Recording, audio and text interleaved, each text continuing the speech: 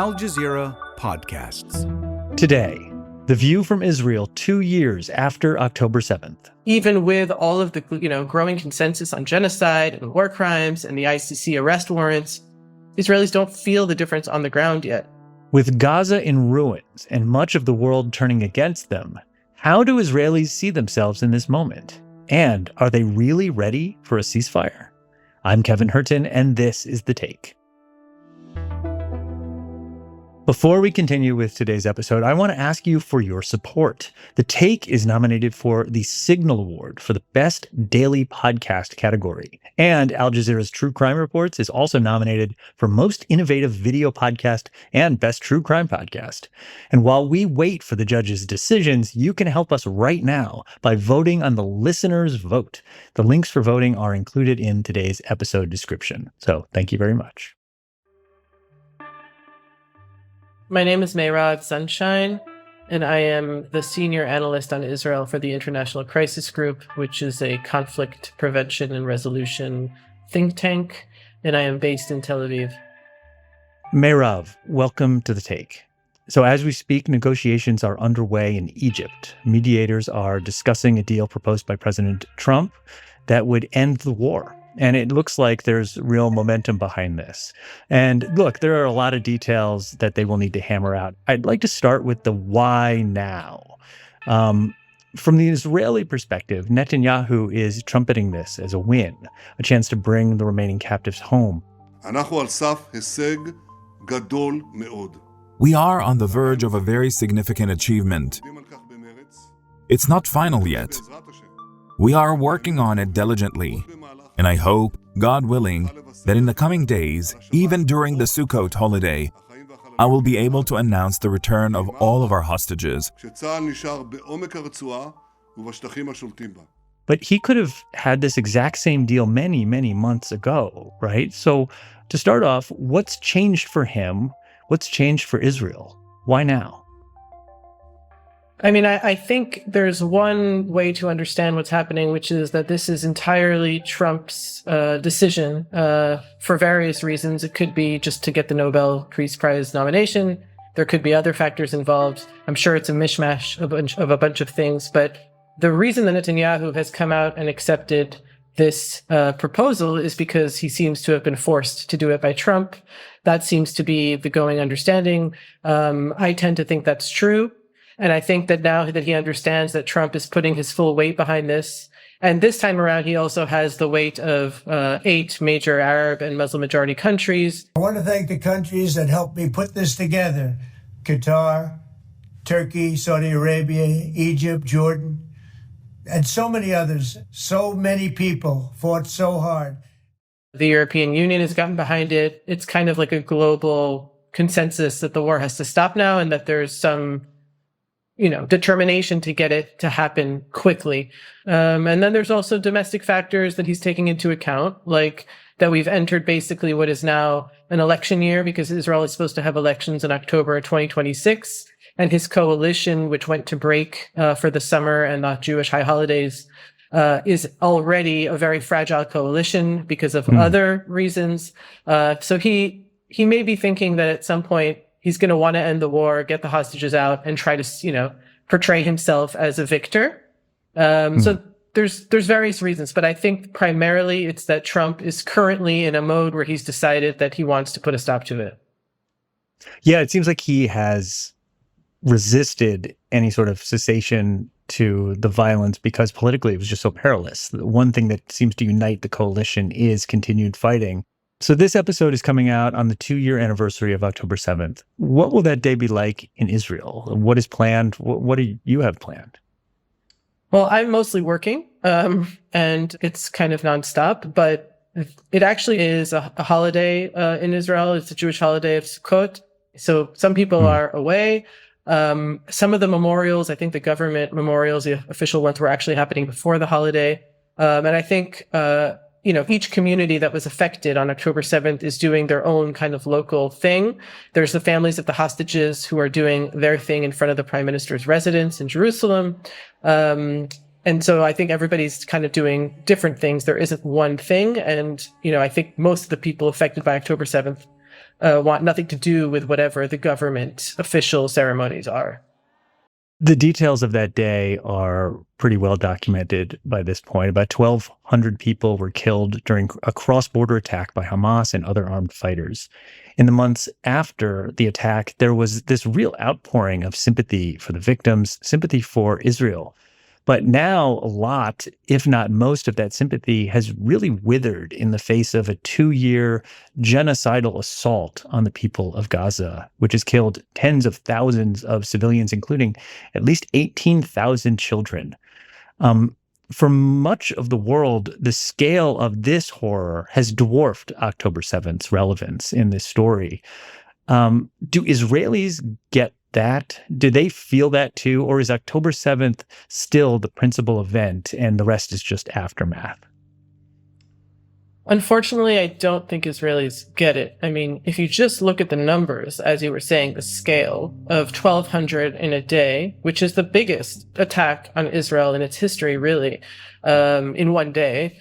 If you compare it to what's happened in 2 years, I mean, on a single day in Gaza, 100 Palestinians can be killed, and we've seen this for 2 years, and the 60,000 or so is probably much, much lower than the actual count. If you compare that number, just, cold facts, that's already astounding and something that I don't think Israelis really understand. And the trauma that they went through on October 7th, which in some ways hasn't healed because the hostages are still there, because this government, which has not taken responsibility for its failures, is still intact and has doubled down. All those reasons have kept Israelis somewhat frozen. But at the same time, there is no way to excuse or justify or rationalize what is effectively a long process of dehumanization of Palestinians and separation and isolation of the Palestinian experience. That built the legitimacy and kind of laid the groundwork for what we see today. If Gaza was under siege for almost 20 years before October 7th, it wasn't very hard for Israelis to take the next leap of using starvation as a weapon of war. The way that I put it very kind of bluntly is that if before October 7th, the average Israeli didn't think about Palestinians, disregarded them, didn't factor into their lives, after October 7th, they think about Palestinians and many of them want to get rid of them. So forcefully, willfully get them away. And so Israelis really don't have a space for Palestinian suffering. There's a minority, of course, that do. And there is growing awareness on the streets amongst protesters that the scale is huge and the price that even Israelis are going to pay for what they've done in Gaza is going to come back to haunt them. I mean, for people outside Israel, it's hard to understand how so many Israelis are not just indifferent to, but can actively support what the UN at least calls a genocide in Gaza. Even women and children are not innocent in Gaza. There is a mothers of terrorists, who support. So there is no innocence. And the children? The children gonna be, terrorists. They're gonna be killers. I mean, how do you make sense of it? Why hasn't public opinion shifted more as the facts on the ground have become so stark? In addition to the dehumanization of Palestinians that has been decades and decades in Israel, there's also very much this bubble of media inside Israel. Again, Israelis are not idiots, and they have internet and they travel. So it's not like they're completely isolated, but they very much are part of a bubble of a media narrative that is constructed in a calculated way by mainstream media and journalists in Israel, mainstream journalists who aren't doing their job properly, and feeding government talking points. If there is starvation in Gaza, which many Israelis might doubt, then they'll say that the starvation is because of Hamas or because the UN isn't distributing the aid. There's all types of reasons given for why a certain fact is happening. And it's also the world that we live in. You live in your silos and social media and all that, but it's something that's become quite stark inside Israel over the last decade or so, in which Israelis don't really question what they're being told in the newspapers. And everyone understands by now that over the last 2 years, images from Gaza and just stories and details of what's happening in Gaza haven't been shown on TV. And the military and the government, they manipulate the facts. They talk about, trying to protect civilians, and they clearly aren't. I mean, if you just look at the numbers of civilians that have died. So I think Israelis, honestly, many of them simply don't want to face the reality because it's too painful to take ownership and responsibility over what's being done in their name. And if you look at, decades again, before October 7th, the settlement enterprise, the occupation, they haven't come to terms with that either. Even though if you ask an Israeli, they'll say, oh, of course, I'm against, the occupation, but have they done anything to actually stop it? No. So this is this kind of, psychological cognitive dissonance. We'll have more with Mairav after the break. A young woman killed a stranger in South Korea because of her obsession with true crime stories. Her curiosity for dark tales became a deadly impulse to try out one of her own. Is the media responsible? Does true crime harm more than it helps? Hear the full story on True Crime Reports.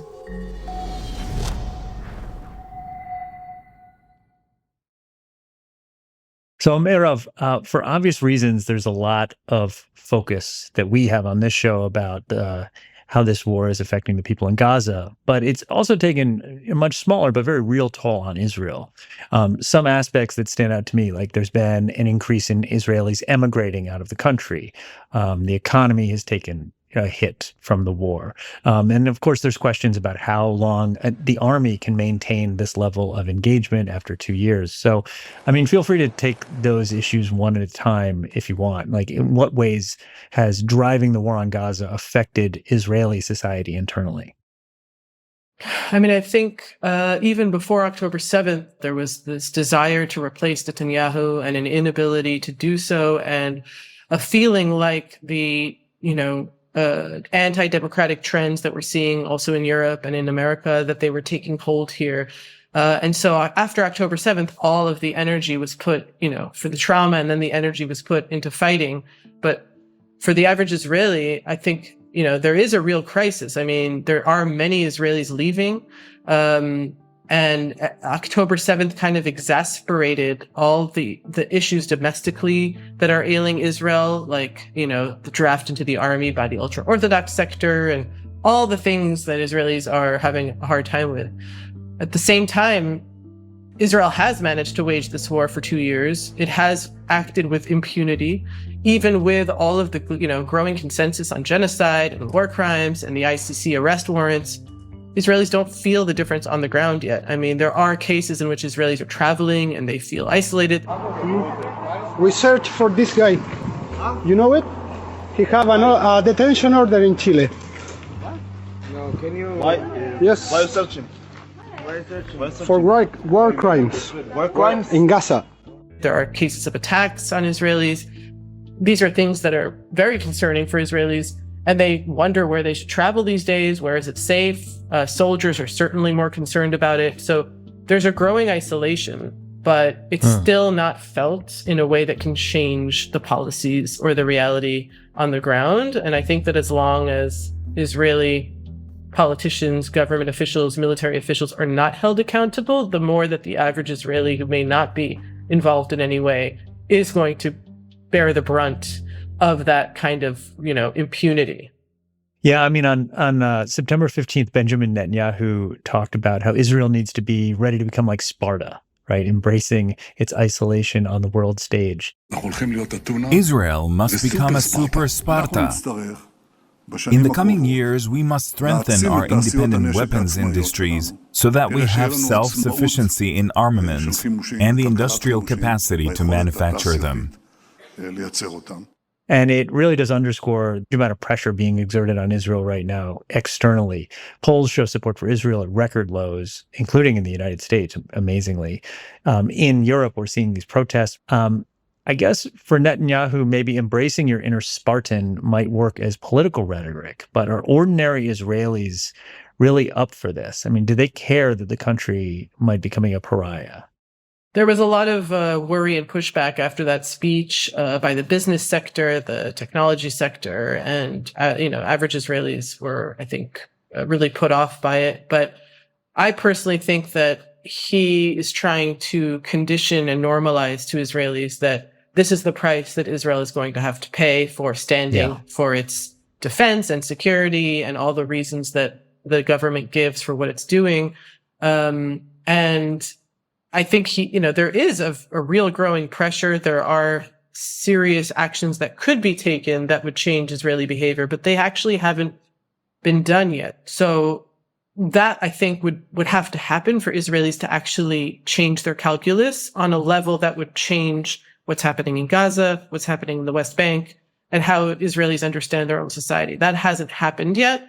But as I was saying before, the individual Israeli is starting to feel the alienation. The problem is that they also become very defensive about it.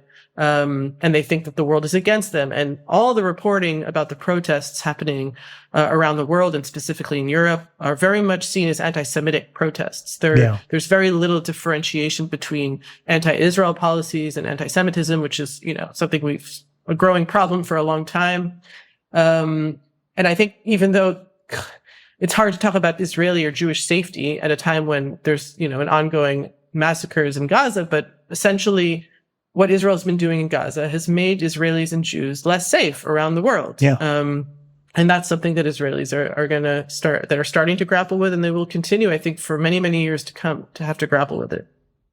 Yeah. And I'm curious why there isn't more pushback against the government and directly saying, like, what you're doing right now is making us less safe. I mean, it's, sometimes Jews are attacked just for being Jews, irrespective. But Israel has clearly weaponized anti-Semitism for its own purposes. It's also allied with governments like in Hungary that are clearly anti-Semitic, and using it for their own political purposes regardless. So it's not like, the Israeli government is combating anti-Semitism in the way that I think it should be.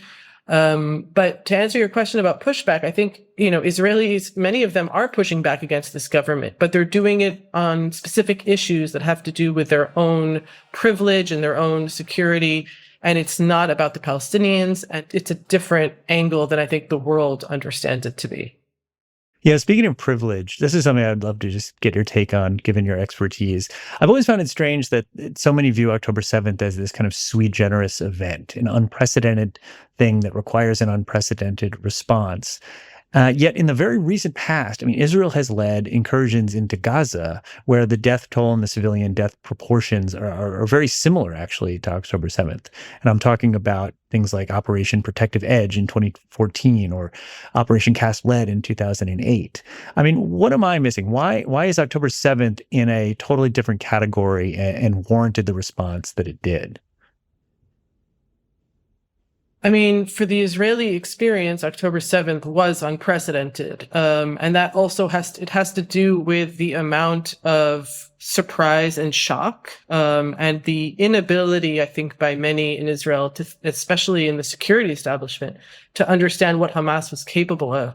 And this kind of, this almost patronizing attitude that you can keep people under siege and occupation for so long, really on the constant brink of death and starvation and all those things for so long, and then think that they wouldn't, put all their energy into opposing that and resisting that in very violent ways. And October 7th was a major, major reaction to people essentially being put in an open air prison.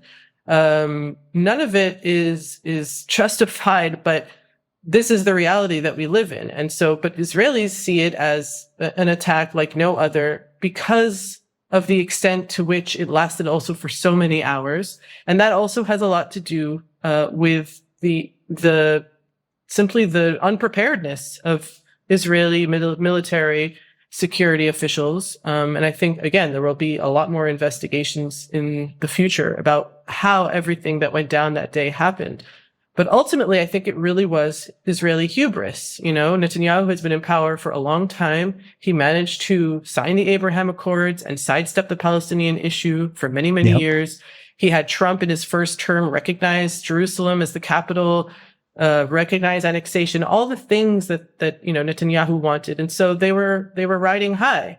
And Israeli economy is just flourishing. And so they really missed the Palestinian issue. They really, just disregarded it. Yeah. But that is something that I think Israelis are understanding, but it doesn't translate, unfortunately, into resolution, diplomacy, compromise. Instead, the reaction is to double down even more.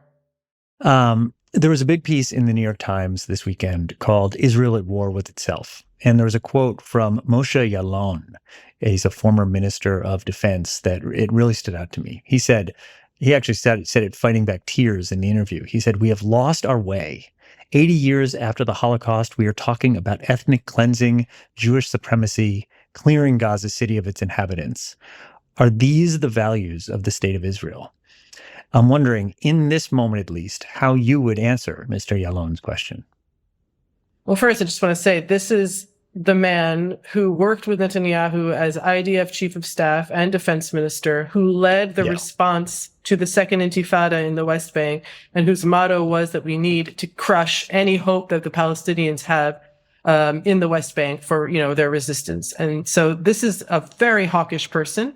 And the last 2 years, he's become one of the most outspoken critics, and persona non grata is the Israeli government, which is astonishing. And that's happened with many former prime ministers, top security officials. And so I think that's very telling of what's happening in the country, that even somebody like him is suddenly considered a traitor because of the way he's speaking out.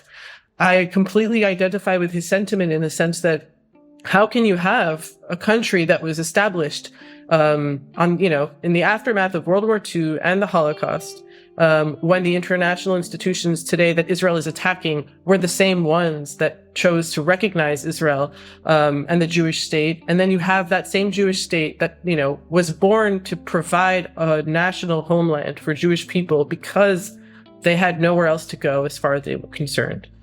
And then go and do that to their neighbors. That is something that is just, horrifying every day to grapple with. And so, his sentiment is something that I think many Israelis feel. But he is in a place, I think, better than most to understand why it's so detrimental. At the same time, he has dedicated his life to serving in a military that is, occupying millions of people. And so the question is, how are you going to turn that sentiment into action? How are you going to, try to actually change the way Israel understands itself? And I think that at the core of that is that Israel has to deal with the fundamental actions it has taken as a state since its founding, and how it wants to look like moving forward. And so those are the things that I think, even if some Israelis like him understand the depths of ethical depravity that we're in, still aren't able to translate it into an alternative vision for Israel. All right. Mairav, thank you for coming on The Take today. Thank you so much.